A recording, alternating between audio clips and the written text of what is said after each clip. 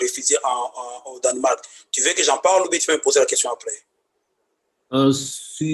Allez-y, allez-y. Ouais.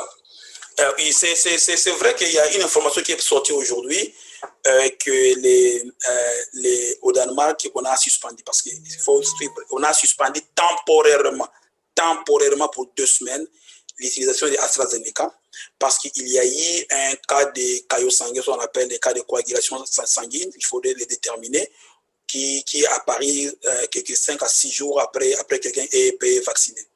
Généralement, quand vous avez des vaccins, vous avez ce qu'on appelle les effets immédiats, les allergies autres, et les autres vaccins qui sont les effets qui sont après. Ces effets-là n'ont pas été vus, n'ont pas été étudiés, et quand vous avez, je l'ai expliqué dans ma présentation, vous devez avoir une structure qui doit étudier tous les effets. Il y a une structure de déclaration des effets, et on doit étudier tous ces effets pour déterminer est-ce que ces effets sont related, est-ce que ces effets sont reliés au vaccin, et déterminer la causalité. L'information a été donnée rapidement parce que les gens sont anti-vaccins pour AstraZeneca. Je vous signale qu'au Danemark, il y a déjà eu 136 000 vaccins d'AstraZeneca donnés sans qu'il y ait des effets secondaires. Il y a eu un cas similaire en Autriche où une infirmière de 49 ans serait morte d'une coagulation, des troubles de coagulation après avoir suivi le vaccin AstraZeneca 21 jours après. Mais en Autriche, ils ont déjà déterminé qu'il n'y a pas de relation de cause à effet. Alors, en Occident, généralement, les gens ont eu ce qu'ils appellent en français des principes de précaution. Donc, ils ont suspendu de donner les vaccins par principe de précaution, le temps qu'on fasse une investigation et déterminer les responsabilités, et ça sera apprécié après. Mais c'est un lot, oui, c'est le lot EBV 5300. Donc, les lots qui ont été incriminés, c'est le lot EBV 5300. Il y a des investigations qui sont là. Oui, j'ai vu la question. À date, il y a des investigations. Je n'ai pas les données. C'est arrivé ce matin. Est-ce que c'est un problème de fabrication? Est-ce que c'est un problème? Ça, et les enquêtes, les investigations les détermineront.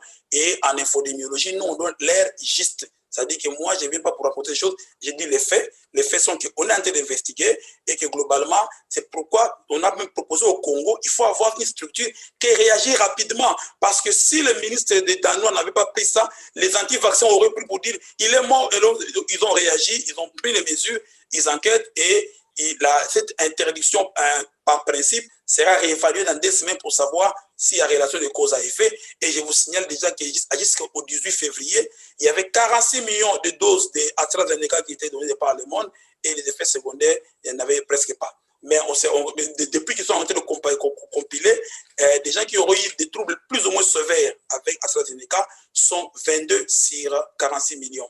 Et je vous dis que c'est presque négligeable, mais une vie reste une vie, il faut investiguer. Merci.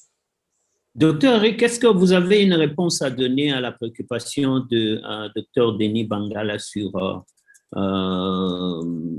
ce que nous faisons ici, comment on peut mettre ça à la disponibilité de décideurs au Congo et même l'INRB et les autres qui peuvent nous suivre? Merci à vous. Merci beaucoup, docteur Kabeya, pour la parole. Bonsoir à l'audience et félicitations au professeur Mouya pour ce partage.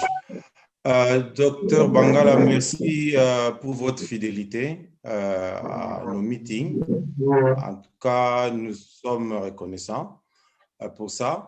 Mais je voudrais vous informer que